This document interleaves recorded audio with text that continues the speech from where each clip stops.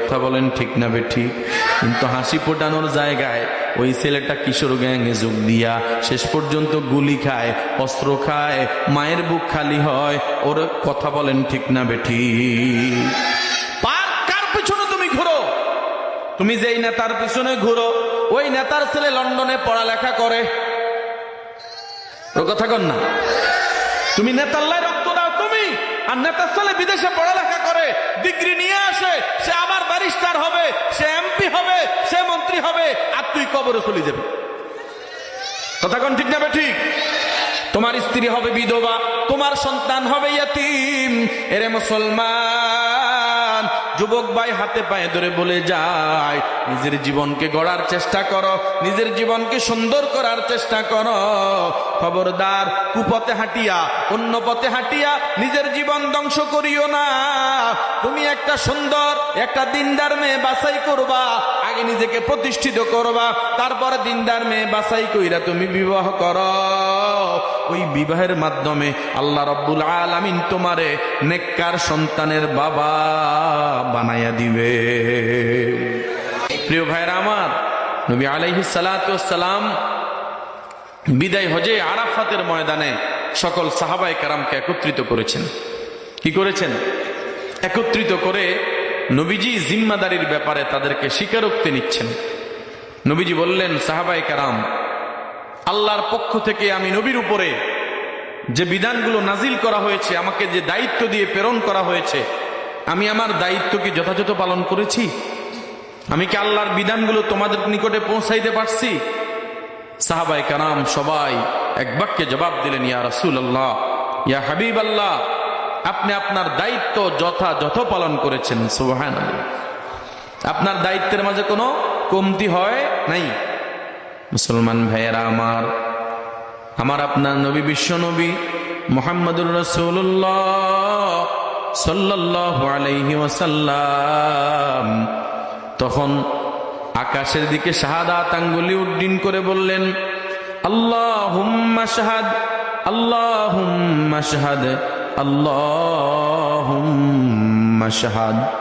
আয় আল্লাহ, আপনি সাক্ষী থাকেন, আমার সাহাবীরা বলেছে আমি আমার দায়িত্ব আদায় করেছি, আমি আমার দায়িত্ব যথাযথ পালন করেছি গো মালিক।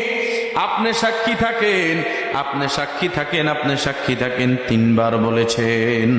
কয়বার? জোরে বলেন, কয়বার? এখানে বুঝার বিষয় হলো নবীজি কেন 3 বার আল্লাহকে আবার সাক্ষী রাখলেন? সাহাবায়ে কেরাম তো সত্যবাদী। কথা বলেন, সাহাবায়ে কেরাম সাপোর্ট দিছে না, স্বীকারোক্তি দিছে না, এরপরে আল্লাহকে আবার সাক্ষী রাখছেন কেন? ও মুসলমান ভাইয়েরা আমার, আল্লাহর নবী সাল্লাল্লাহু আলাইহি ওয়াসাল্লামের অন্তরে দায়িত্বের বড় ভয়। কিসের ভয়? কারণ দায়িত্বের ব্যাপারে কিয়ামতের ময়দানে আল্লাহর দরবারে সবাইকে জবাব দেওয়া লাগবে কি লাগবে না? এ মুসলমান ভাইয়েরা আমার, যে যত বড় দায়িত্বশীল তার তত বড় জিম্মাদারি, এবং সে তত বড় প্রশ্নের সম্মুখীন হবে কিয়ামতের ময়দানে। ঠিক নেই? কথা বলেন, ঠিক নেই? আজকে আমরা তো দায়িত্ব পাওয়ার জন্য পাগল হয়ে যায়। কথা বলেন না কেন? সভাপতি হওয়ার জন্য পাগল, সেক্রেটারি হওয়ার জন্য পাগল। এরে মুসলমান, দেশের প্রধানমন্ত্রী হওয়ার জন্য পাগল পারা, একজন মন্ত্রী হওয়ার জন্য পাগল, এমপি হওয়ার জন্য কত দৌড়াদৌড়ি পাগল। ও মুসলমান ভাইয়েরা আমার, মনে রাখতে হবে যিনি প্রধানমন্ত্রী পুরা দেশের জিম্মাদার, এই পুরা দেশের জিম্মাদারির বিষয়ে তেনাকে আল্লাহর দরবারে জবাব দেওয়া লাগবে কি লাগবে না? পুরা দেশের ব্যাপারে তাকে প্রশ্ন করা হবে।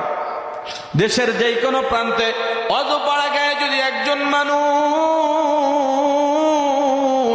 না খায়া ঘুমায়, সে যদি কোনো অভিযোগ করে, কিয়ামতের ময়দানে সে ব্যাপারেও এই প্রধানমন্ত্রীকে জবাব দিতে হবে।